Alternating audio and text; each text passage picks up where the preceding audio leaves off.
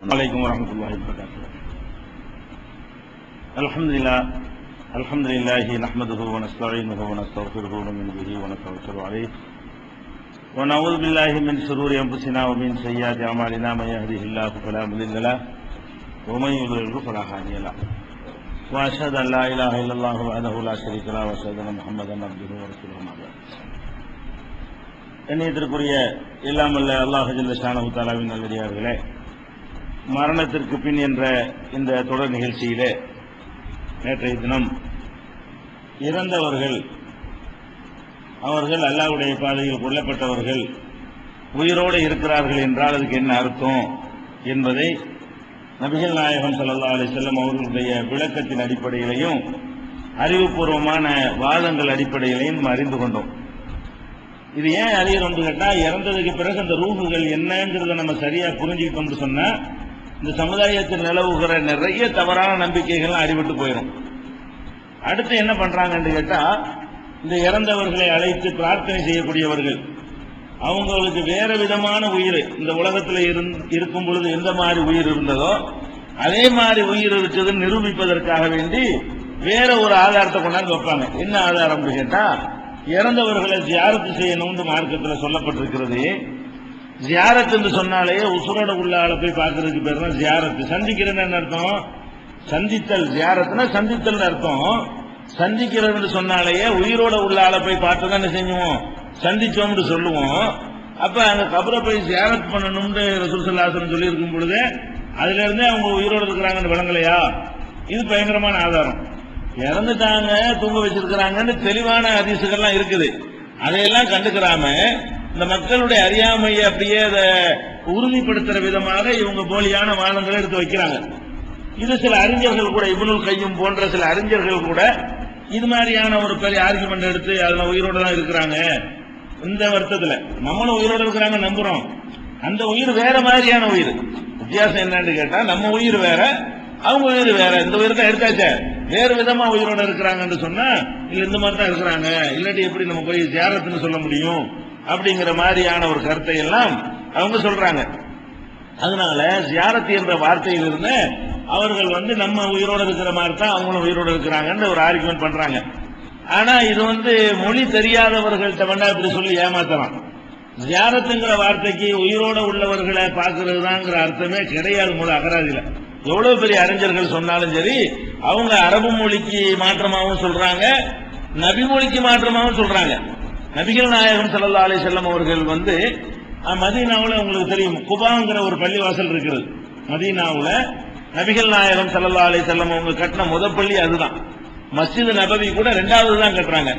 ரசூல் ஸல்லல்லாஹு அலைஹி வஸல்லம் அவர்கள் ஹிஜ்ரத் செய்து வந்த உடனே மதீனாவுல நுழைகிறதுக்கு முன்னாடி ஊருடைய என்ட்ரன்ஸ் நுழைவு அந்த பகுதியில தங்கி அங்க ஒரு பள்ளிவாசல கட்டுறாங்க. அந்த இடத்துக்கு பேர் தான் குபா. அதுக்கு அப்புறம் தான் ரசூல் ஸல்லல்லாஹு அலைஹி வஸல்லம் என்ன செய்றாங்க, நகரத்துக்கு உள்ள வர்றாங்க. அதெல்லாம் ஒரு எக்ஸ்டென்ஷன் மாதிரியான ஏரியா, ஊருக்கு வெளியில. அந்த இடத்துல ஒரு பள்ளிவாசல ரசூல் ஸல்லல்லாஹு அலைஹி வஸல்லம் கட்டிட்டு அப்புறமேல என்ன செய்றாங்க, மதீனாவுக்கு இப்ப மஸ்ஜித் நபவின்னு சொல்றோமே இந்த பள்ளிவாசலை அவங்க கட்டுறாங்க. அப்ப அந்த குபா பள்ளியில ரசூல் ஸல்லல்லாஹு அலைஹி வஸல்லம் ஆரம்பத்துல இருந்ததுனால அந்த மக்களோட அந்த பள்ளியோட ஒரு தொடர்பு வச்சுக்கிற என்ன செய்வாங்க, விரும்புவாங்க. அடிக்கடி போயிட்டு வருவாங்க. ஒரு வேலையும் இல்லாட்டா கூட என்ன செய்வாங்க, நம்ம முத கட்டின பள்ளிவாசல் ஆரம்ப கால மக்கள் அவங்க அங்க ஒரு விசிட் அடிச்சுட்டு வரணும் அப்படின்னு சொல்லி நபிகள் நாயகம் ஸல்லல்லாஹு அலைஹி வஸல்லம் என்ன செய்வாங்க, அங்க போவாங்க. இத பத்தி புகாரியில 1192வது ஹதீஸ்ல வருது, அன்ன ரசூலுல்லாஹி ஸல்லல்லாஹு அலைஹி வஸல்லம் கான யஸூரு குபா ராகிபம் வ மாஷியன். ரசூல் ஸல்லல்லாஹு அலைஹி வஸல்லம் அவர்கள் குபாங்கிற அந்த இடத்துக்கு பள்ளிவாசலுக்கு போவாங்க. ராகிபன் வ மாஷியன், வாகனத்திலையும் போவாங்க, நடந்து போவாங்க. நடந்து போற சூழல் தானே, ஊருக்கு வெளியில நடந்து போயிடலாம். சில நேரத்தில் ஒட்டகத்துல ஏறியும் போவாங்க. அப்படின்னு சொல்லும் பொழுது கான யஸூரு, யஸூரு ஜியாரத்துல இருந்து உள்ள வார்த்தை வருது. அந்த குபாவை ஜியாரத்து செய்வார்கள் அப்படின்னா குபா பள்ளிவாசல் உசுர் இருக்குன்னு அர்த்தமா? ஜியாரத்து வார்த்தையை போட்டதுனால உசுர் இருக்குன்னு அர்த்தம் செஞ்சா குபா பள்ளிவாசலே ரசூலுல்லாஹ் ஜியாரத்து பண்ணாங்கன்னு வருது, அதுலயும் ஜியாரத்துங்கிற வார்த்தை வருது. அப்ப குபா பள்ளிவாசலுக்கு ரூஹ் இருக்குன்னு அர்த்தமா? நம்ம இருக்கிற மாதிரி உயிர் இருக்குன்னு அர்த்தம். அல்லாஹ்வுடைய ரசூலுல்லாஹ் ஜியாரத்துக்கு போனாங்கன்னு நம்ம சொல்றதை பாக்குறோம். அதே மாதிரி ஆயிஷா நாயகி சொல்றாங்க, முஸ்னத் அஹ்மதுல 23,617வது ஹதீஸ்ல இருக்குது, ரசூல் ஸல்லல்லாஹு அலைஹி வஸல்லம் அவர்கள் மினாவில் இருக்கும் பொழுது, ஹஜ்ஜுக்கு போயிருந்தாங்கல்ல, அப்ப மினாவுல இருக்கும் பொழுது அவங்களுக்கு நான் நறுமணம் பூசி விட்டேன். கபுல யஸூரல் பைத்த, காபத்துல்லாவை அவங்க ஜியாரத் செய்யறதுக்கு முன்னாடி, காபாவை ஜியாரத்து செய்யறதுக்கு முன்னாடி நான் நறுமணம் பூசி விட்டேன். மினாவுல இருந்து அப்புறம் காபாவுக்கு ஜியாரத்துக்கு போவாங்க. அதுக்கு கூட தவாபு ஜியாரண்டே பேரு, ஜியாரத்துடைய தவாஃபுன்னே பேரு. எல்லாரும் இந்த குரூப் வரைக்கும், இந்த கபரு வணங்குற குரூப் வரைக்கும் அதுக்கு பேர் என்ன வச்சிருக்குது? தவாபு ஜியாரான்னு தான் பேர் வச்சிருக்காங்க. ஜியாரா தவாபுன்னு சொல்லிட்டு அந்த ஜியாரத்து காபத்துல்லாவை போய் ஜியாரத்து பண்ண போறோமே, காபத்துல்லா உசூர் இருக்கிறப்ப, காபத்துல்லாங்கிற ஒரு பில்டிங் தானே, கட்டடம் தானே, அதுக்கு எங்க உசூர் இருக்குது? அந்த பில்டிங்கை பத்தி பேசும் பொழுது ஜியாரத்துங்கிற வார்த்தை வருத. அப்பல ஜியாரத்துல விசிட்னு அர்த்தம், அவ்வளவுதான். ஜியாரத்துக்கு அர்த்தம் என்ன? கரெக்டான அர்த்தம் நீங்க அரபி டு இங்கிலீஷ் டிக்ஷனரி நீங்க பார்த்தா கூட தெரியும். ஜியாரத்துனா விசிட் பண்றது. விசிட்ங்கிற ஒரு இடத்துக்கும் போகலாம், ஒரு ஆள்கிட்டையும் போகலாம். அது எல்லாமே அது பொதுவான ஒரு அர்த்தம் உள்ளது. இதை வச்சுக்கிட்டு உசுரோட இருக்கிறாங்க எப்படிங்க? அது உயிரை எடுத்தாச்சு நல்லா தெரியுது, கொண்டு போறாங்கன்னு தெரியுது, அவங்கள தூங்க வச்சிருக்கிறாங்க நல்லா தெரியுது, எல்லாமே தெளிவாக ஹதீஸ்ல இருக்கும் பொழுது இதை சுத்தி வளைச்சுக்கிட்டு போய் இந்த தர்காவில் போய் வணங்குறதுக்கு இப்படி ஆதாரம் காட்டணுமா? இப்படி எல்லாம் காட்டுகிற காட்சியை பார்க்கிறோம். அதனால இதுவும் சரியான ஆதாரம் கிடையாது. அடுத்து என்ன ஆதாரம் காட்டுவாங்கன்னு கேட்டா, நம்ம சலாம் சொல்றோம்ல, அதான் பயங்கரமான ஆதாரம். கபருக்கு போய் என்ன செய்யறோம்?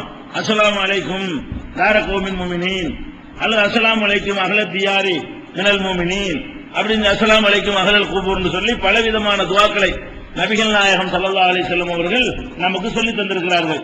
அதுல எல்லாத்துலயும் என்ன வருது? அஸ்ஸலாமு அலைக்கும் வருது. அஸ்ஸலாமு அலைக்கும் சொல்றாருன்னா உசுரோட தானே சொல்லுவோம். செத்து போனாருக்கு எப்படி அஸ்ஸலாமு அலைக்கும் சொல்றது? பாயிண்ட் எப்படி? உயிரோட தான் இருக்கிறாங்க. எந்த அளவுக்கு உயிரோட இருக்கிறாங்க? நம்மளோட கனெக்ஷன் உள்ள அளவுக்கு உயிரோட இருக்கிறாங்க. அதனால நம்ம சலாம் சொல்றோம். கனெக்ஷன் இல்லாத ஆளுக்கு சலாம் சொல்லுவோமா? அப்ப சலாம் சொல்லுகிறோம். கபர்ல போய் ரசூல் ஸல்லல்லாஹு அலைஹி வஸல்லம் நமக்கு என்ன சொல்லி இருக்கிறாங்க? சலாம் சொல்ல இருக்கிறாங்களே. அஸ்ஸலாமு அலைக்கும் தார கௌமின் முஃமினீன் வ இன்னா இன்ஷா அல்லாஹு பிக்கும் லாஹிகூன், முஃமின்களே உங்கள் மீது சலாம் உண்டாகட்டுமாக, நாங்கள் உங்களோட இதோ சேரப்போகிறோம். அன்தும் சலபுனா, நீங்கள் முன்னாடி போய் விட்டீர்கள், நஹ்னு பில்லா சார் நாங்க பின்னாடி வந்துகிட்டே இருக்கிறோம். இப்படி எல்லாம் கருத்துப்பட கபர்ஸ்தான்ல போய் ஓத வேண்டிய துவாவை நபிகள் நாயகம் ஸல்லல்லாஹு அலைஹி வஸல்லம் சொல்லி தந்திருக்கிறார்கள். அந்த துவாவுல இருந்து என்ன விளங்குது? அவங்க வாதம் என்ன விளங்குது என்றால், யாரு மௌத்தா போனாலும் அவங்க என்ன செய்யறாங்க? மூமினானவர்கள் உயிரோடு இருக்கிறார்கள். எந்த அளவுக்கு உயிரோடு இருக்கிறார்கள்? நம்ம சலாம் சொன்னா கேட்குவாங்க. கேட்காத அளவுக்கு ஏன் சலாம் சொல்லணும்? அஸ்ஸலாமு அலைக்கும்னா கேட்க போய் தான் நம்ம சலாம் சொல்றோம். கேட்காத இடத்துல யாராவது சலாம் சொல்லுவாங்களா? பயங்கரமான ஆதாரம் வச்சிருவாங்க. ஆனா இதுல இருந்து விளங்குவதை விட தெளிவா சொன்னதை என்ன பண்றது? அப்ப தூங்கிக்கிட்டு இருக்கிறாங்கன்னு சொன்னது நானா ரசூலுல்லாவா? அல்லாஹ்வுடைய ரசூல் தானே சொல்றாங்க. கியாம நாள் வரைக்கும் தூங்குறாங்கன்னு சொல்றாங்களா இல்லையா? 2 தடவை தானே எழுப்பப்படுவாங்கன்னு சொல்லப்படுது. அதெல்லாம் தெள்ள தெளிவாக வராட்டி இப்படி போகலாம். தெள்ள தெளிவாக அப்படிலாம் வரலன்னு வச்சுக்கிறங்க. சரி, இது ஒண்ணுதான் மொத்தமே ஆதாரம் இருக்குது, சலாம் சொல்லி இருக்குது, சும்மா வாசலாம் அப்படின்னு ஒரு சொன்னாலாச்சும் ஒரு அர்த்தம் இருக்குது. இப்ப நேரடியாக விளங்குவதற்கு ஒரு வேற ஆதாரம் இருக்கும் பொழுது இதுல என்ன செய்யணும்? சலாஞ்சனா சலாஞ்சு போயிட்டு இருப்பியா? நேரடியாக தூங்குறாங்கன்னு தெளிவா சொல்லியாச்சுல. தெளிவாக தூங்குறார்கள் சொன்னதை என்ன பண்றது? அந்த ஹதீஸை என்ன செய்ய சொல்றீங்க? அத காலையில மாலையில ஒரு தடவை எழுப்பி சொர்க்கத்தை நரகத்தை காட்டப்படும் இருக்குது, அதை என்ன பண்றது? அது ஹதீஸா இல்லையா? அது ரசூலுல்லாஹ் சொன்னாங்களா இல்லையா? அது பொய்யாகும் அப்படின்னு சிந்திக்கிறத விட்டு என்ன பண்றாங்க? அதை தூக்கி ஓரம் கட்டிடுவாங்களாம். எதுக்கு நாம் சலாம் சொல்கிறோம்? அதிலிருந்து என்ன விளங்குகிறது? நம்முடைய சலாமை அவர்கள் கேட்பார்கள் அப்படின்னு ஒரு பாயிண்ட் தூக்கி வைப்பாங்க. ஆனால் இது தப்புங்க. இதுல இருந்து இப்படி ஒரு ஆதாரம் இருக்கிறது மார்க் அடிப்படையில் பெரிய தப்பு. எப்படி தப்புன்னு கேட்டா, நமக்கு இதே மாதிரி வேற சான்றுகள்லாம் இருக்குது. நம்ம தொழுகையில் அத்தஹியாத்து ஓதுறோம். இந்த அத்தஹியாத்து ஓதும் பொழுது அதுலயே ஒரு சலாம் நம்ம சொல்றோம். எப்படி சொல்றோம்? அஸ்ஸலாமு அலைக்க அய்யுஹன் நபியு வ ரஹ்மத்துல்லாஹி வ பரகாத்துஹு வருதா? எல்லா அத்தஹியாத்து மனப்பாடம் பண்ண அவ்வளவு பேருக்கும் தெரியும். அதுல என்ன வருது? அஸ்ஸலாமு அலைக்க அய்யுஹன் நபியு, நபியே உங்கள் மீது சலாம் உண்டாகட்டுமாக அப்படின்ற ஒரு சொல்லு வருது. இதை நம்ம மட்டும் சொல்லல. நபிகள் நாயகம் ஸல்லல்லாஹு அலைஹி வஸல்லம் வாழும்போது உயிரோட இருந்தாங்களே, உயிரோட இந்த உலகத்துல, அப்ப சஹாபாக்கள் இதை சொன்னாங்க. நம்ம சொல்ல விட்டுருவோம். இப்ப கேட்டா ஆமா விளங்கத்தான் செய்துருவாங்க. இப்ப நம்ம அஸ்ஸலாமு அலைக்கும் அய்யுஹன் நபிங்கிறீங்களப்பா, இது ரசூலுல்லாஹ்வுக்கு வழங்குமான்னு கேட்டா ஆமாண்டுவாங்க. ஏன் உள்ள விஷயம் யாருக்கு தெரியும்? அப்ப இப்ப நம்ம அதனால இதை விட்டுருவோம். எங்க போயிருவோம்? ரசூல் ஸல்லல்லாஹு அலைஹி வஸல்லம் வாழ்ந்த காலத்துக்கு போயிருவோம். ரசூல் ஸல்லல்லாஹு அலைஹி வஸல்லம் இந்த பூமியில் வாழ்ந்து கொண்டிருக்கிறார்கள். வாழ்ந்து கொண்டிருக்கிற நேரத்தில் மதீனாவிலையும் மதீனாவுக்கு சுற்றியும் உலகத்தின் பல பகுதிகளிலேயும் முஸ்லிம்கள் இருந்தார்கள். அவங்களெல்லாம் தொழுதார்கள். அவங்களெல்லாம் தொழும் பொழுது இந்த அத்தஹியாத்தை ஓதினார்கள். அவ்வளவு பேர் என்ன பண்ணாங்க? மக்காவில் இருக்கிற முஸ்லிம்கள் அத்தஹியாத்தை ஓதுனா என்ன பண்ணிருப்பாங்க? அஸ்ஸலாமு அலைக்கும் அய்யுஹன் நபின்னு இருப்பாங்க. மதீனாவில் இருக்கிற முஸ்லிம்கள் ராத்திரில பகல்ல வீட்டுல பள்ளிவாசல்ல சுன்னத்து பரலு நபின்னு தொழுதிருப்பாங்கல்ல. எல்லா தொழுகையிலையும் எதை ஓதிருப்பாங்க? அஸ்ஸலாமு அலைக்கும் அய்யுஹன் நபின்னு இருப்பாங்க.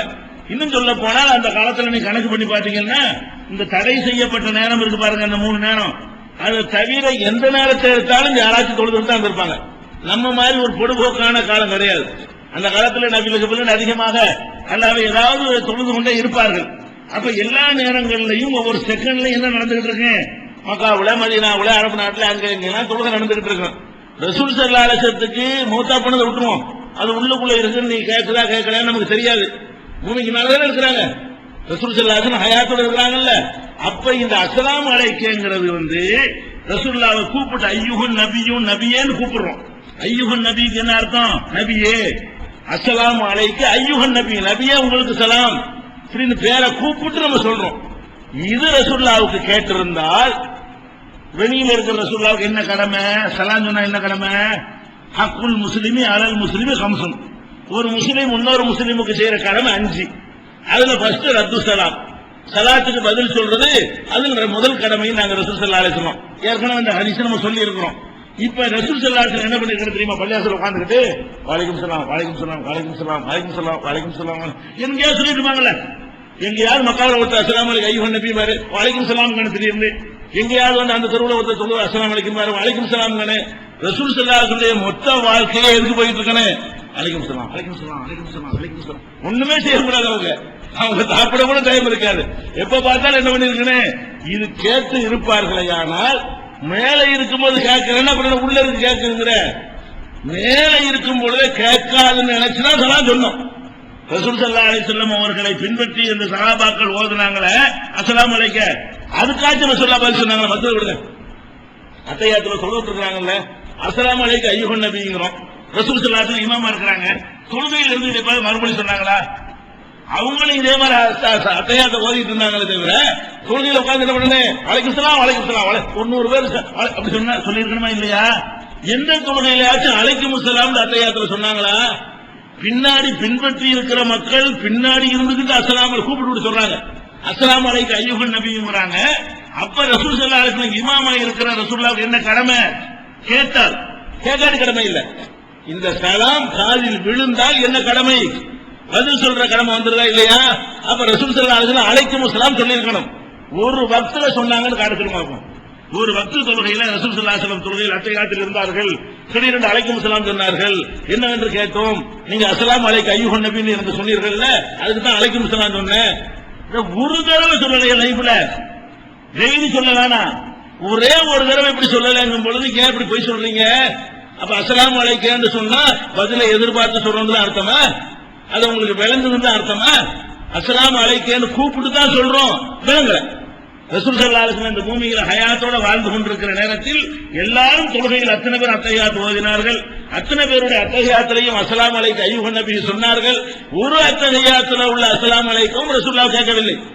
எந்த அஸ்ஸலாமு அலைக்கும் கேட்டுச்சு?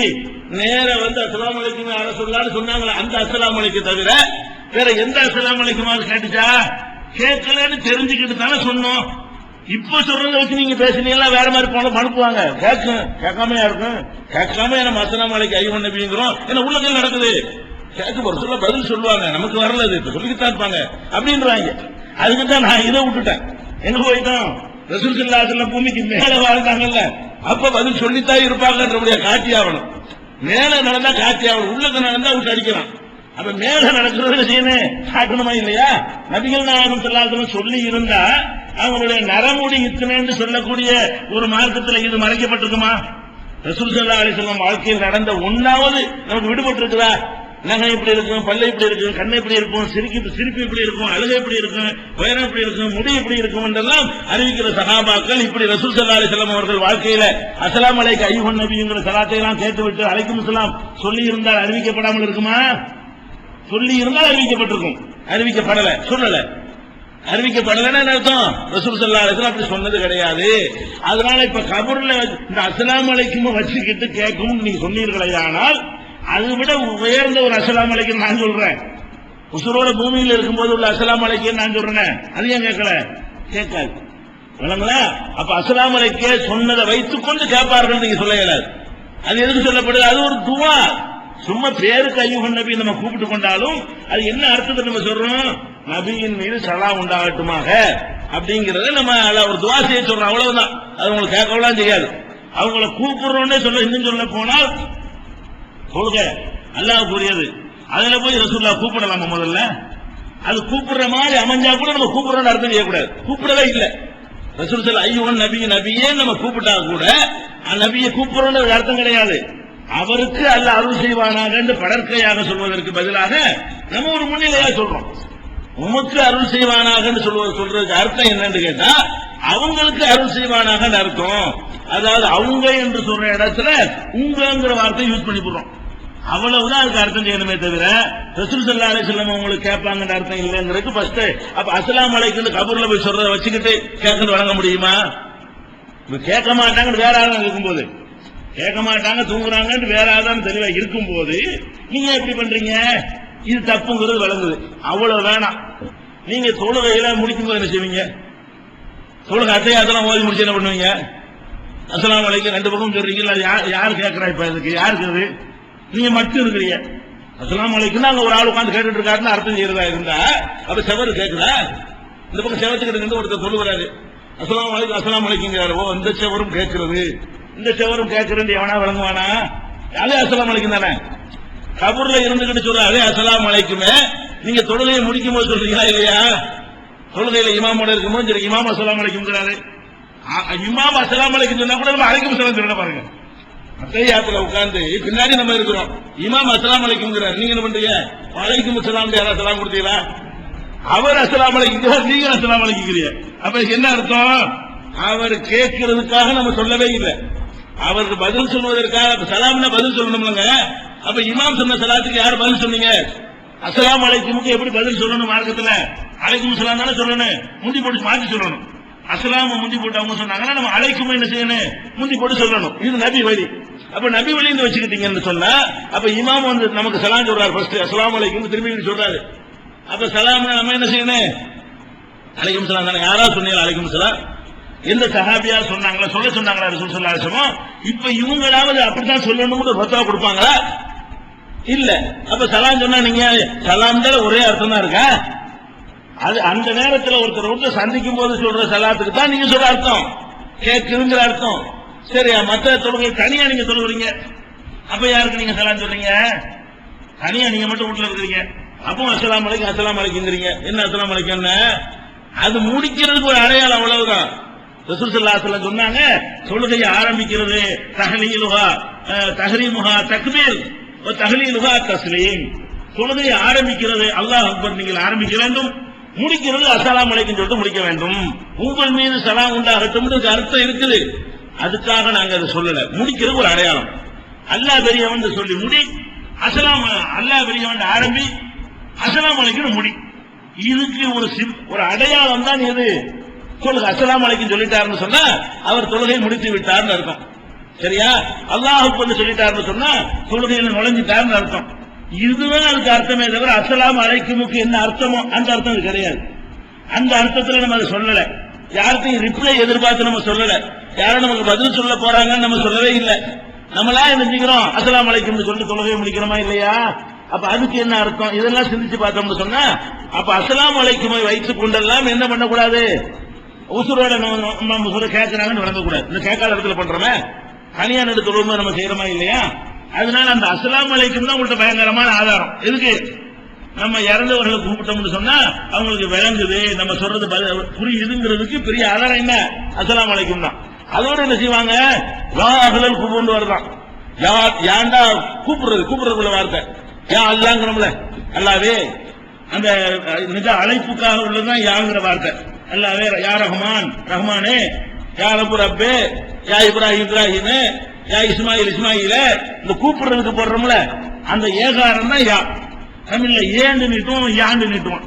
Ibrahim plus A இப்ராஹிமே அப்படிமோ. அவன் என்ன செய்வான், யா இப்ராஹிம் யாம்பான். அவன் நெடில நீட்டுவான், நம்ம என்ன செய்வோம், ஒரு கிராஸ ஏகாரம் போட்டு நீட்டுவோம்.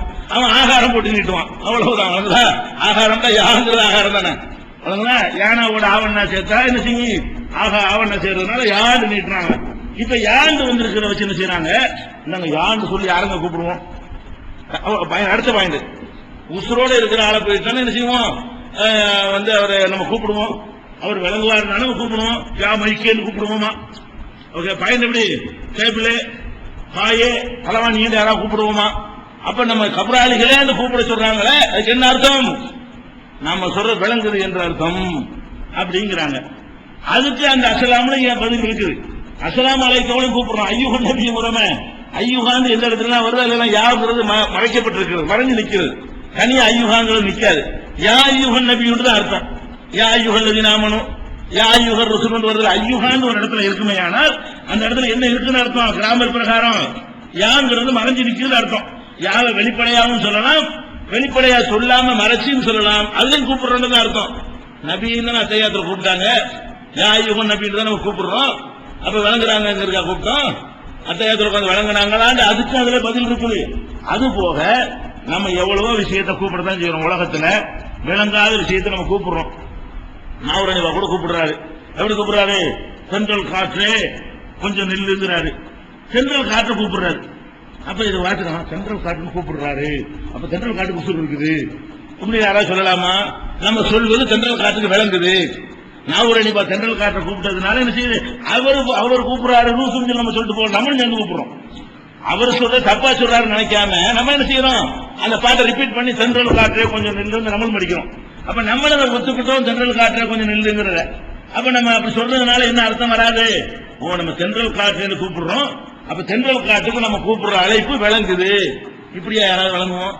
நிலவே நிலா நிலா ஓடிவான்னு குழந்தைகளுக்கு பாட்டு சொல்லி கொடுக்கிறோம். நிலா நிலா ஓடிவா, நில்லாமல் ஓடிவா, மலை மேல ஏறிவான்லாம் படிக்கிறோம். நிலா நிலா ஓடிவான்னு நிலாவை கூப்பிடுறோமே, அப்ப கூப்பிடுற அந்த பொம்பளை வந்து பிள்ளைக்கு சொல்லி கொடுக்கறாள, அப்ப நம்ம நிலாவை கூப்பிடுறோம். நம்ம சொல்லு அழகா இருக்கு, நிலாவுக்கு 2 காது இருக்குது, நம்ம சொல்றதெல்லாம் கரெக்டா அதுக்கு விளங்குது. அப்படியா நினைச்சுக்கிட்டா நிலாவை கூப்பிடுற அவளுக்கும் தெரியும், அந்த பிள்ளைக்கும் தெரியும் நிலாவை கூப்பிட்டா விளங்காது. சும்மா ஒரு ஜாலிக்கு சொல்றது கூப்பிடுற மாதிரி அமைஞ்சா கூப்பிடுறோம்னு அர்த்தமே கிடையாது. கூப்பிடுற மாதிரியான வார்த்தைகள் நிறைய என்ன செய்யணும், இலக்கியத்துல இரவே பகலே, நிலவே சூரியனே சந்திரனே அப்படின்லாம் கூப்பிடத்தான் செய்யறாங்க. காற்றை கூப்பிடுவாங்க, நிலவை கூப்பிடுவாங்க, சூரியனை கூப்பிடுவாங்க, மலையை கூப்பிடுவாங்க, கடலை கூப்பிடுவாங்க. அப்படிங்கிற கடல் கிட்ட கடலே கூப்பிடலாங்க. அதுக்கு என்ன நினைச்சு கூப்பிட மாட்டோம், கடல் வரும் நினைச்சு கூப்பிட மாட்டோம். நம்ம பேசுற பேச்சு கடலுக்கு விளங்கும்னு சொல்லி கூப்பிட மாட்டோம். சும்மா ஒரு டேஸ்ட், அது ஒரு வகையான ஒரு இலக்கியம், ஒரு ருசி. அதுக்காக வேண்டி ஒரு மொழி சுவைக்காக வேண்டி அதை கூப்பிடுறதை தவிர கூப்பிடுற இடத்துல எல்லாம் அப்படி வராது. ஏன் ரசூல் ஸல்லல்லாஹு அலைஹி வஸல்லம் அவர்கள் ஒரு நேரத்தில் ஓதுறதுக்கு ஒரு துவா செஞ்சாங்க. என்ன செஞ்சாங்க, ரப்பி ஒரு ரப்புக்கல்லா, பூமி யாரும் பூமியே எனக்கும் உனக்கும் அல்லாதான் ரப்புன்னு சொன்னாங்க. ரசூலுல்லாஹ் பூமியன்னு கூப்பிட்டு விட்டார்கள். அதனால நம்ம பேசுற பேச்செல்லாம் எதுக்கு விளங்கு, பூமிக்கு விளங்கும். பூமிக்கு நம்ம பூமியை அஸ்ஸலாமு அலைக்கும் சொல்லலாமா? அது கூப்பிட்டுருக்காங்க ரசூல் ஸல்லல்லாஹு அலைஹி வஸல்லம். பூமியை சுகமா இருக்கீங்களா, பூமியை சாப்பிட்டீங்களா எப்படின்னு கேட்டா அவங்க என்ன பண்ணுவான், ஏன் விளங்கும்னா கேட்க வேண்டியதான, விளங்கும்னா கேட்க வேண்டியதானுங்க. ஒரு இடத்துல கேட்டா அதோட நிறுத்திக்கணுமே தவிர நிலா நிலான்னு கூப்பிட்டு விட்டார்கள். அதனால என்ன செய்யலாம், அவன் அம்மா கூப்பிட்டதை பார்த்துட்டு நிலா சுகமா இருக்கிறியா, நிலா சாப்பிட்டியா, காலைல என்ன டிஃபனு, இப்படிலாம் நிலாட்ட பேச முடியுமா? பேசினா செய்வோம், புதுசுருவோம். அப்ப நிலாண்டு கூப்பிட அது மாதிரி நிறைய மனித வாழ்க்கையில் இருக்கிறது. ஒரு தாய் குழந்தைய கூட கூப்பிடுறா, எப்படி கூப்பிடுற, கண்ணைங்கிறா. இது பெற்று 3 நாள் பிள்ளைய 3 நாள் தான் ஒரு குழந்தை கை குழந்தை தூக்கி வச்சுட்டு கண்ணே மணிங்கிற வழங்குமா இருக்கு. அந்த தாயை கூப்பிடுறால நமக்கு வேண்டாம் வழங்குது, அவளுக்கு வேண்டாம் வழங்கு. அந்த குழந்தைய தானே கூப்பிடுறா கண்ணேங்கிறா. அந்த தாய்க்கும் தெரியும் நம்ம சொல்ற வழங்காது.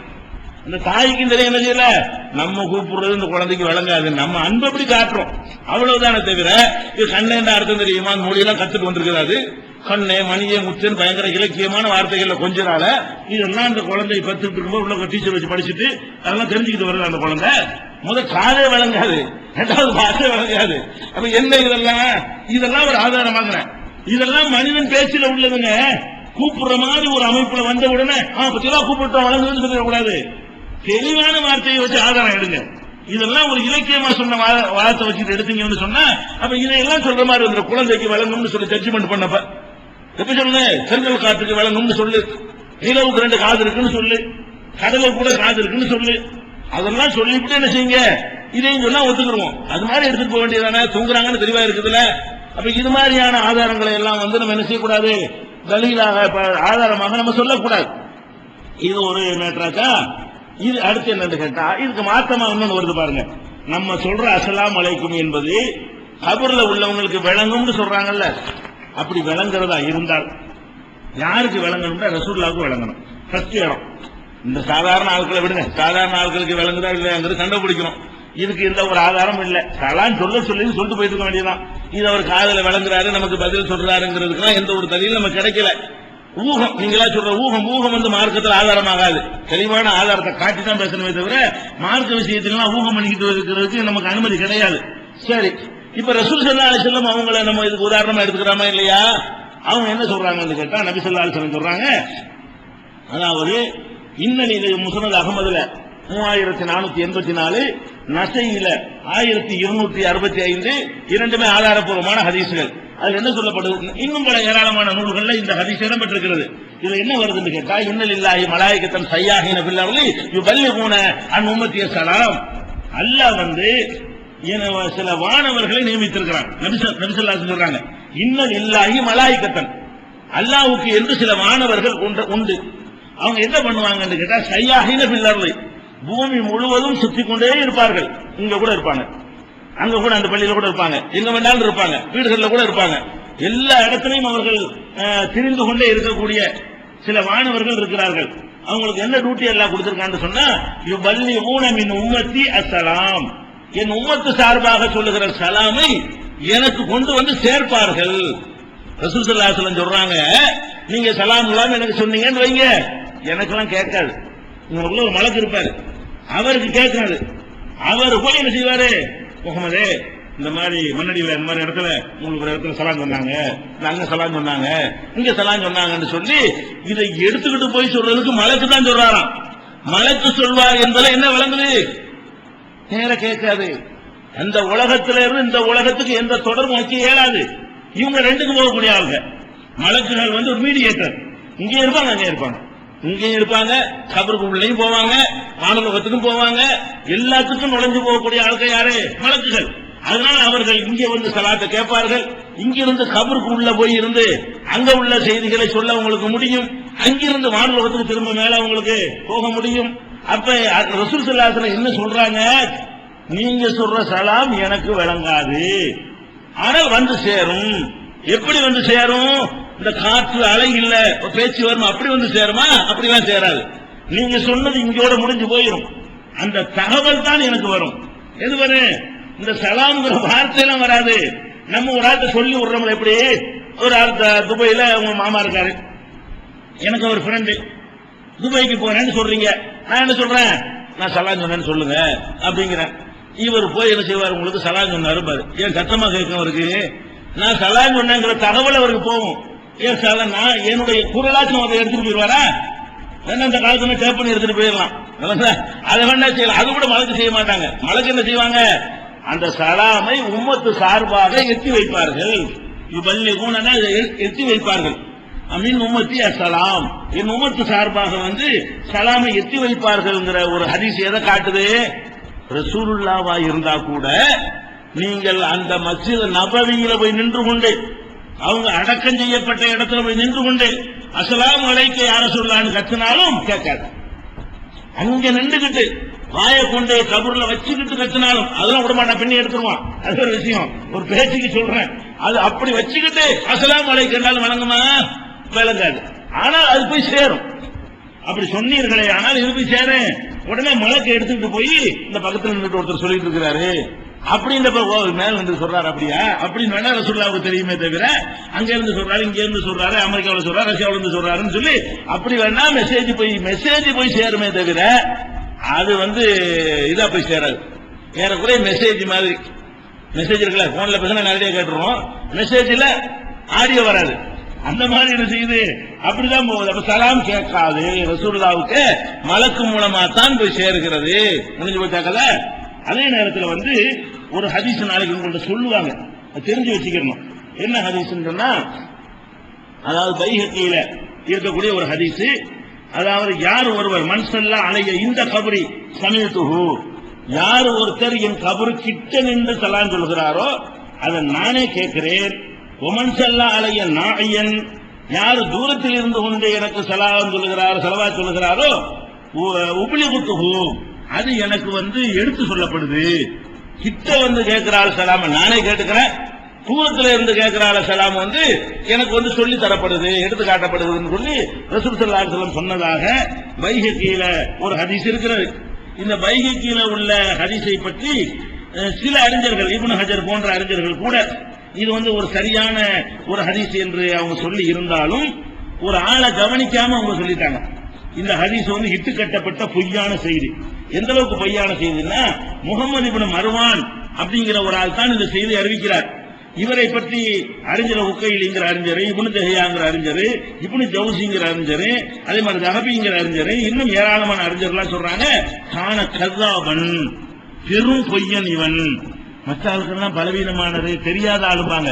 இந்த முகமது இப்னு மர்வானுக்கு உள்ள விமர்சனம் என்ன, கான கஸாபன், பெரும் பொய்யனாக இவன் இருந்தான் அப்படின்னு சொல்லி அறிஞர்கள் எல்லாம் என்ன செய்யறாங்க, ஒத்துஹிம பில் கிذبி, பொய் சொன்னதாக இவர் மீது பல குற்றச்சாட்டுகள் சுமத்தப்பட்டிருக்கின்றன என்றெல்லாம் இவர் ஒரு சரியான ஆள் கிடையாது. ஆனால் அதுக்கு மாற்றமா இருக்குது.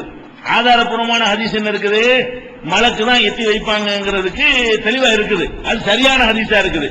இதுல என்ன இருக்கு, கிட்ட இருந்து கேட்டா, கிட்ட இருந்து சொல்லாங்கன்னா நானே கேட்டுக்கிறேன், தூரத்தில் இருந்து சொன்னா அது மலக்கு எடுத்து சொல்லுவாங்க அப்படிங்கிறாங்க. இதுல ரெண்டு விஷயத்தை நம்ம விளங்கிக்கிறோம். இது உண்மைன்னு வச்சுக்கிட்டா கூட இந்த ஆளுகளுக்கு எதிரானது. ஏன் இங்க உட்காந்து அப்துல் காதர் நினைக்கிறான், நீ சரியான ஹதீஸே இல்ல, சரின்னு வச்சுக்கிட்டா நீ பகதாதுக்குள்ள போகணும், அது எப்படி இங்க உட்கார்ந்து அப்துல் காதர் அடிங்கிற, இங்க உட்கார்ந்துகிட்டு இப்படி அஜ்மீர் ராஜாங்கிற, இதே பொய். இதை சரின்னு நீ ஒத்துக்கொண்டாலும் கூட ஓ நம்பிக்கை தப்புன்னு ஆகுதுல. சரின்னு ஒத்துக்கொண்டாலும் கூட என்ன செய்யணும், இட்டு கட்டப்பட்ட பொய் இது. சரின்னு ஒத்துக்கொண்டாலும் இங்க இருந்து எப்படிப்பா கூப்பிடுவ, நீ கிட்ட போய் கபர்கிட்ட போய் நின்று போய் கூப்பிடு, இது சரின்னு ஒத்துக்கிட்டான். ஆனா இது சரி கிடையாது, இது பொய்யான ஒரு விஷயம். அது போக இது ரசூலுல்லாஹ்வுக்குள்ள ஒரு விஷயம். அல்லாஹ் மலக்கை நியமிச்சிருக்கிறான, ஒவ்வொருத்தருக்கும் நியமிச்சிருக்கான்னு சொன்னாங்களா? நம்ம வாப்பாக்கு சலாம் சொல்றோம், கபர்ஸ்தான்ல போய் என்ன செய்யறோம், அஸ்ஸலாமு அலைக்கும் அவர்களுக்கு கூறுகிறோம். இந்த சலாமை அந்த கபராளிகளுக்கு எத்தி வைப்பதற்கு அல்லாஹ் மலக்கை நியமிச்சிருக்கான்னு ஹதீஸ் இருக்குதா? ரசூலுல்லாஹ் எனக்கு உம்மத்து சொல்ற சலாமை எடுத்து சொல்வதற்கு மலக்கை நியமிச்சிருக்கிறான்னு சொன்னாலே என்ன வழங்கிக்கிறேன், இது அனைவருக்கும் உரியது இல்லைன்னு வழங்குதா இல்லையா? எனக்கு தானே அல்லாஹ் நியமிச்சிருக்கிறான், நான் அல்லாஹ்வுடைய தூதர். அது ஒரு கடமை இருக்கு. என்ன நம்ம எல்லாம் சலாம் சொல்ல வேண்டிய கடமை இருக்கிறது. அவங்களுக்கு நன்றி கடன் பட்டிருக்கிறோம், அவங்களால இந்த மார்க்கத்தை அடைஞ்சிருக்கிறோம். அதுக்காக வேண்டி அல்லாஹ் என்ன செய்யறான், உங்க உம்மத்தில் எவ்வளவு பெருகிருச்சுன்னு பாருங்க, சந்தோஷப்படட்டுமே. இந்த நம்ம எவ்வளவுதான் வளர்ந்தாலும் பெருகினாலும் அது அவ்வளவு பங்கு யாருக்கு போய் சேரும், அவங்களுடைய உழைப்பு தானங்க, அவங்களுடைய தியாகம் தானே, அவங்களுடைய பிரச்சாரம் தானே காரணம். ரசூல் ஸல்லல்லாஹு அலைஹி வஸல்லம் தானே மூல காரணமா இருந்தாங்க, முதல் காரணமா இருந்தாங்க. அதுக்காக வேண்டி அல்லாஹ் என்ன பண்றான், அமெரிக்கா வரைக்கும் போயிச்சா மார்க்கம், ரஷ்யா வரைக்கும் போயிடுச்சா இப்படிங்கிற மாதிரி ரசூல் ஸல்லல்லாஹு அலைஹி வஸல்லம் என்ன பண்ணு, அது ஒரு மகிழ்ச்சியை தருவதற்காக வேண்டி கூட அல்லாஹ் அந்த மலக்குகளை நியமிச்சிருக்கான். காரணம் என்னன்னு நமக்கு சொல்லப்படல. ஆனால் என் உம்மத்து சொல்லுகிற சலாமை எனக்கு சொல்லித் தருவதற்கு தான் அல்லாஹ் நியமிச்சிருக்கான்ட்டாங்க. உனக்கு சொல்லுவாங்கன்னு எப்படி வழங்குது? அப்ப நம்ம போய் ஒரு கபர்ஸ்தான்ல போய் நின்று, ஒரு தர்காவில் போய் நின்று, வேற எங்கேயாவது நின்று அஸ்ஸலாமு அலைக்கும் என்று சொன்னால் அதை அவர்கள் நேரடியாகவும் கேட்க மாட்டார்கள். அதை எடுத்துச் சொல்வதற்காக மலக்குகளும் அங்க என்ன இல்ல, நியமிக்கப்படவும் இல்லை. ரசூலுல்லாஹ்வுக்கு தான் நியமிக்கப்பட்டிருக்கிறது. வேற எதுக்கு இதுல சலாம் சொல்றோம்? ஒரு அர்த்தம் இருக்கு, அது நீங்க விளங்கணும்ல. அப்ப என்னத்துக்கு சலாம் சொல்றோம்? சலாம் சொல்வதற்கு பல அர்த்தம் இருக்கு, நான் சொல்லியாச்சு. தொழுகையை முடிக்கிறது கூட சலாம் சொல்றோம். இது எதுக்கு சொல்றோம்னு கேட்டா, இதுல நீங்க பார்க்கலாம். இந்த ரசூல் ஸல்லல்லாஹு அலைஹி வஸல்லம் சொன்னாங்க, குன்து நஹைதுக்கும் ஜியாரத்துல் குபூர், கபர் ஜியாரத்தை விட்டு உங்களை நான் தடுத்திருந்தேன். ஜூருஹா, இனிமே நீங்க எல்லாம் போங்க. ஏனென்றால் இன்னஹா துذكرுல் ஆகிரா, அது ஆகிரத்தை ஞாபகப்படுத்தும். அங்க நீங்க போவதுடைய நோக்கமே என்ன? அங்க போன மௌத்துடைய யாவும் வரும், மரணத்துவடைய யாவும் வரும், மறுமையுடைய யாவும் வரும். வந்தா நம்ம வாழ்க்கையை கொஞ்சம் திருப்தி ஒழுங்கா நடப்போம். அதுதான் அங்க உள்ள நோக்கம். இப்ப இந்த சலாம் சொல்றதுல கூட என்ன செய்யறாங்கன்னு கேட்டா, எல்லாருக்கும் சொல்ற சலாமையை அங்க சொல்ல சொல்றாங்க, அங்க தனி ஸ்பெஷலா வாசகத்தை சேர்க்கிறாங்க பாத்தீங்களா, அதுலதான் அர்த்தம் வழங்குது. வெறும் அஸ்ஸலாமு அலைக்கும் சொல்லிட்டு வந்துட வேண்டியதானே, அஸ்ஸலாமு அலைக்கும் சொல்லிட்டு வராம அதுக்கு முழு துவா சொல்றாங்க. எப்படி சொல்றாங்க?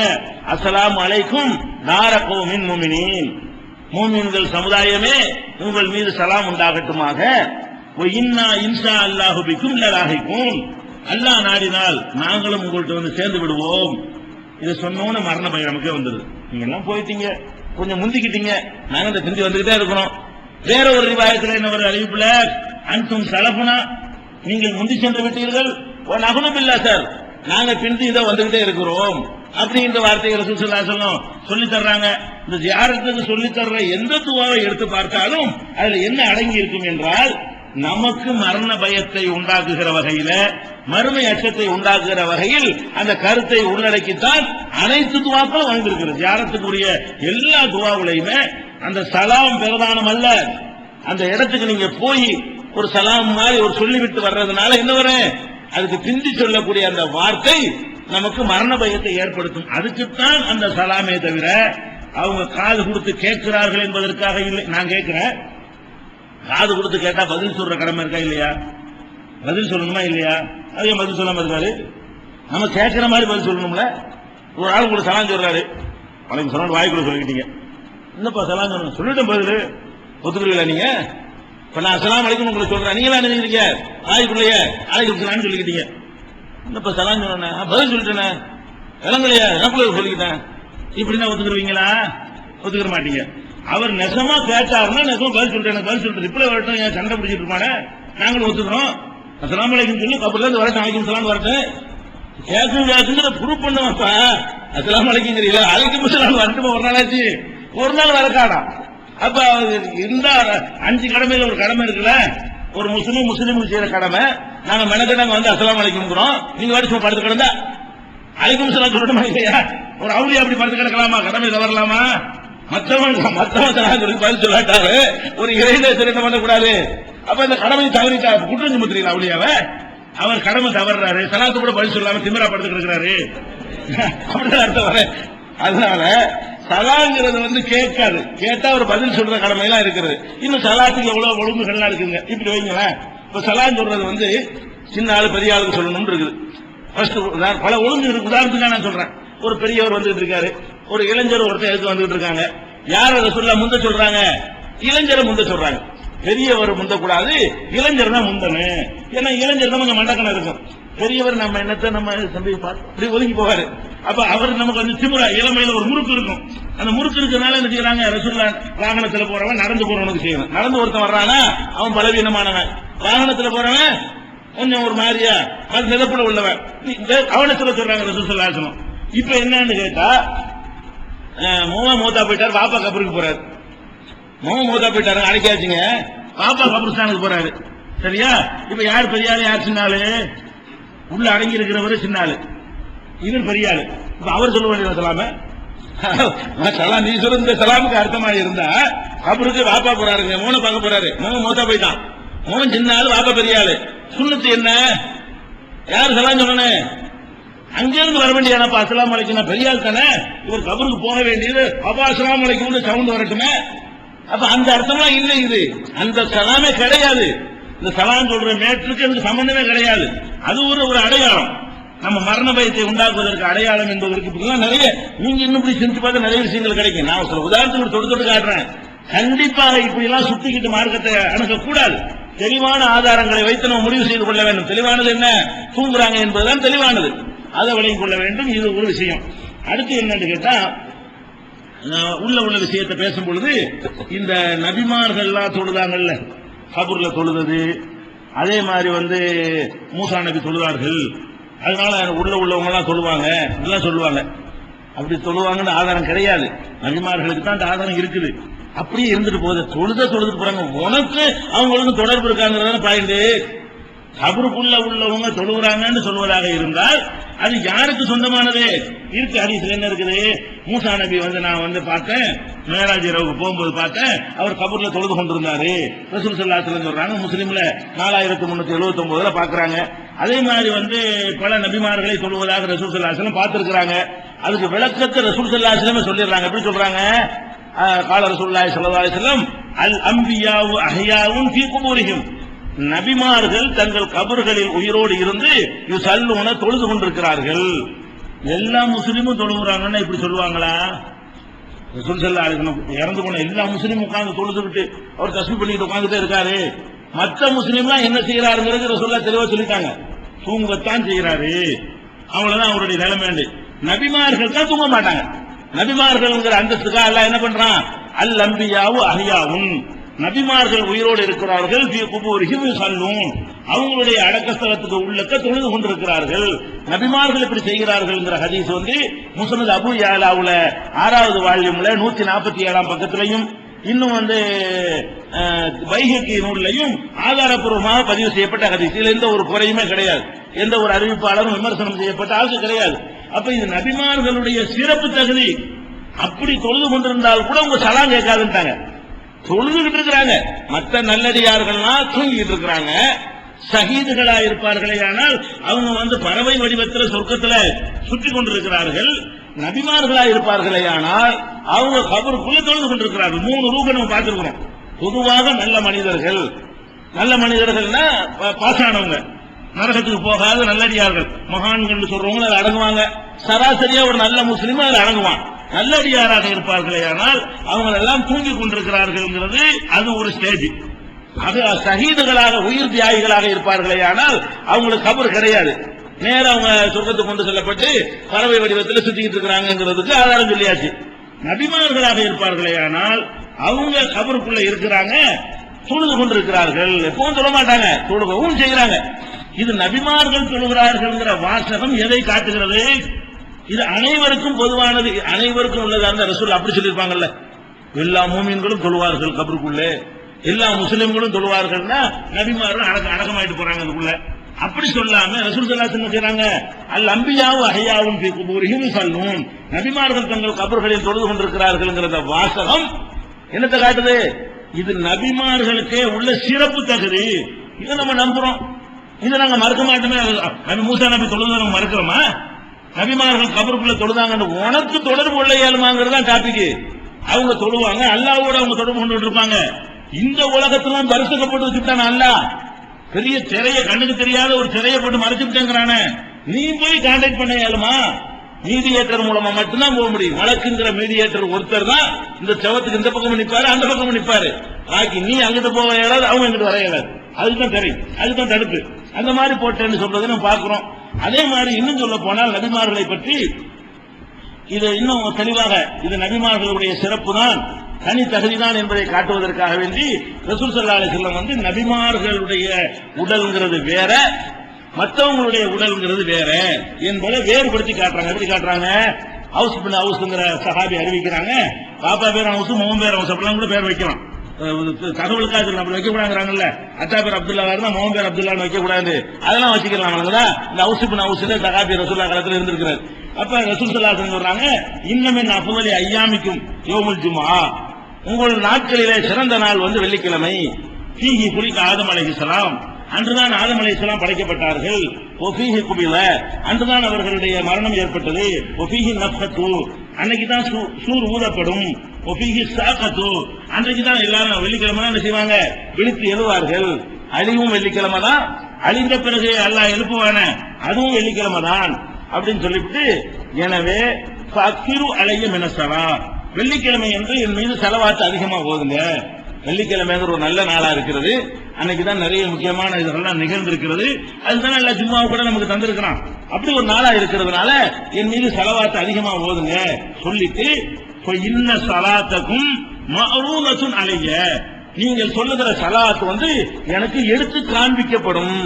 நாங்க எப்பன்னு சொல்லல, வெள்ளிக்கிழமைக்கு நிறைய செலவாத்து போதுங்க. அந்த செலவாத்து என்ன செய்யும்? இன்ன சலாத்தக்கும் மஅரூனத்துன் அலைய, எனக்கு எடுத்து காண்பிக்கப்படும் என்று ரசூல் ஸல்லல்லாஹு அலைஹி வஸல்லம் சொன்னாங்க. அப்ப சஹாபாக்கள் கேட்கறாங்க, அழகா கேட்கறாங்க பாருங்க, காலு யார சொல்லலாம் அல்லாஹ்வுடைய தூதரே கைபத்து உறவு சலாத்துனா அழைக்க நாங்க ஓதுற செலவாத்து உங்களுக்கு எப்படி எடுத்துக்காட்டப்படும் உட்காந்து அறிவித்த நீங்க தான் மக்கி மண்ணா போயிருப்பீங்களே அது கேட்கிறாரு அழகா அவர் ரசூலுல்லாஹ்ட்ட கேட்கிறாரு நாங்க மௌத்தா போன பிறகு நாங்க செலவாத்து போதுன்னா உங்களுக்கு எடுத்துக்காட்டப்படுங்கிறீங்களே அது எப்படி எடுத்துக்காட்டப்படும் அது அறிவித்த நீங்க தான் மண்ணோட மண்ணா மக்கி போயிருப்பீங்களே மக்கி போய் மண்ணா போன பிறகு எப்படி உங்களுக்கு எடுத்துக்காட்டப்படும் அப்படின்னு கேட்கிறாங்க. அப்ப ரசூல் ஸல்லல்லாஹு அலைஹி வஸல்லம் சொல்றாங்க இன்னல்லாஹ கத் ஹர்ரம அலல் அர்லி அன் தஅகுல அஜ்ஸாதல் அன்பியா நபிமார்களுடைய உடல்களை சாப்பிடுவதற்கு பூமிக்கு மண்ணுக்கு அல்லாஹ் ஹராமாக்கி விட்டான், தடை செய்து விட்டான். நபிமார்கள் உடலை மண்ணெல்லாம் திங்காதுப்ப நான் மக்கிலாம் போக மாட்டேன், கோவமெல்லாம் படல விளக்குறாங்க. நீங்க மக்கி போயிருப்பீங்கல்ல, எல்லாரும் மாதிரி மக்கி மண்ணோட மண்ணா போயிருப்பீங்கல்ல, அப்ப எப்படி நாங்க சொல்ற செலவாத்து உங்களுக்கு கேட்கணும்னவன இல்ல எங்க நபிமார்களுக்கு ஒரு சிறப்பு தகுதியை அல்லாஹ் தந்திருக்கிறான். நபிமார்களுடைய பாடியை என்ன செய்யாது மண்ணு சாப்பிடாதுன்னு சொல்றாங்க. இது பலவீனமான ஹதீஸ்களும் இந்த கருத்துல பல ஹதீஸ்கள் வருது. இது ஆதாரப்பூர்வமான ஹதீஸும் இதுல இருக்கிறது. நான் சொல்லக்கூடிய இந்த நூல்ல உள்ளதெல்லாம் எந்த குறையும் இல்லாது. நசையில 1357, அபுதாவுதுல 883, 1308, இப்னு மாஜாவுல 1075, இது போக அஹ்மது இப்னு ஹுஸைமா ஹாக்கிம் போன்ற நூல்களிலும் இந்த ஹதீஸ் பதிவு செய்யப்பட்டிருக்கிறது. இது ஆதாரப்பூர்வமானது. இந்த கருத்துல பலவீனமான சிலர் அதை எடுத்துட்டு பலவீனம்பாங்க, அது பலவீனமும் இருக்கிறது. சரியான ஆட்கள் வழியாக ரிப்போர்ட் செய்யப்பட்ட ஹதீஸும் இதில் இருக்கிறது, தவறான ஆட்கள் மூலமாக ரிப்போர்ட் செய்யப்பட்ட ஹதீஸும் இருக்கிறது. இது சரியான ஆட்கள் வழியாக பதிவு செய்யப்பட்ட அறிவிப்பு இது. இப்ப நம்ம என்ன வழங்கணும், நபிமார்களுடைய பாடிய தனியான ஒரு அந்தஸ்தில் எல்லாம் வைக்கிறான். அதே நேரத்தில் இப்படி நீங்க விளங்கிற கூடாது, யார் பாடியெல்லாம் மண்ணு திங்காம இருக்கு அதெல்லாம் நபின்னு விளங்கிற கூடாது. நபிமார்கள் பாடிய மண்ணு திங்காதுங்கிறத மட்டும் தான் விளக்கணுமே தவிர ஃபிரௌன் பாடியை எல்லாம் காப்பாற்றி வச்சிருக்கிறான், ஃபிரௌன் அல்லாஹ்வுடைய நபி, அது மாதிரி அவன் பாடி உலகத்தில் இருக்கு, இவன் பாடி இருக்கு அப்படி அதை வச்சுட்டு நீங்க நபின்னு முடிவு வைக்க கூடாது. நபிமார்கள் கன்ஃபார்மா சாப்பிடாது. இது போக அல்லாஹ் நாடி நாணையான அத்தாட்சிக்காக வேண்டி ஒரு ஃபிரௌன் மாதிரி நான் தான் அல்லாஹ்னு சொன்னவன் உடலை கூட அல்லாஹ் என்ன செய்யலாம், பாதுகாத்து வைக்கலாம். அதை வச்சு நீங்க நபின்னு முடிவு பண்ண இயலாது. ரெண்டு வித்தியாசம் வழங்குதா? நபிமார்கள் உடல் ஒரு நபியுடைய உடலும் அழிக்கப்படாது நீங்க விளங்கணும். அழிக்கப்படாம இருக்கிற அத்தனை பேரும் நபின்னு விளக்கிற கூடாது. சரியா? நபிமார்களுடைய அனைவருடைய உடல்களும் மண் சாப்பிடாது. மண்ணு சாப்பிடாம இதே ஃப்ரெஷ் பாடியாக அவங்க இருப்பாங்க. இப்ப என்ன அடக்கம் செய்யப்படும் போது அதனாலதானே 3 நாள் சென்று அடக்கம் செய்யப்படும் போது ஒன்னும் ஆவல. ரசூல் ஸல்லல்லாஹு அலைஹி வஸல்லம் இறந்த உடனே அபூபக்கர் சித்திக் வர்றாங்க, அப்படி முத்தம் போடுறாங்க, சிபுத்த ஹய்யம் மையித்தாங்கறாங்க. உசுரோட இருக்கும் பொழுது வாசம் மனமா இருக்கிறீங்க, மூத்தா போனவனையும் வாசமாக்கம் இருக்கிறீங்கிறார். ஏன் மூத்தா போற அந்த செகண்ட்ல எப்படி இருந்தாங்க அப்படிதான் இருக்கிறாங்க. 2 நாள் கழிச்சு 48 மணி நேரம் கடந்த பிறகு எப்படி இருக்கிறாங்க ரசூல் ஸல்லல்லாஹு அலைஹி வஸல்லம். பூமிக்கு மேல இருக்கும்போது ஒண்ணு கெட்டு போகலங்க, நாட்டை எடுத்து அப்போ சீக்கிரம் நடக்கணும்னு முடிவு பண்ணிருப்பாங்களா, மூத்தாயிட்டாங்களான்னு சர்ச்சையே வந்திருக்காத. அந்த புரஸ்டா இருக்கிற பார்த்து தானே சண்டையே வந்தது. சண்டைக்கு காரணம் என்ன, இப்படி தளத்தலன்னு இருக்கிறாங்க, தூங்குற ஆள் மாதிரி இருக்கு, மூத்தா போன ஆள் மாதிரி இல்லையே. இப்ப மூத்தா போன ஆள் மூத்த ஆன உடனே டாக்டர் கூட செக் பண்றமா இல்லையா, டாக்டர் கொஞ்சம் பாருங்க இருக்கதாண்டு, நமக்கு தெரியும் போயிட்டாருன்னு ஏனோட்டமா இருந்தாலும் எனக்கு அமைக்கலாம் பாப்பாரு. அவர் முடிந்து விட்டதுன்னு சொன்னா தான் என்ன செய்யறோம். அந்த மாதிரி நிலையில ரசூல் ஸல்லல்லாஹு அலைஹி வஸல்லம் மூத்தா போனதுல இருந்துட்டு இருக்கிறாங்க.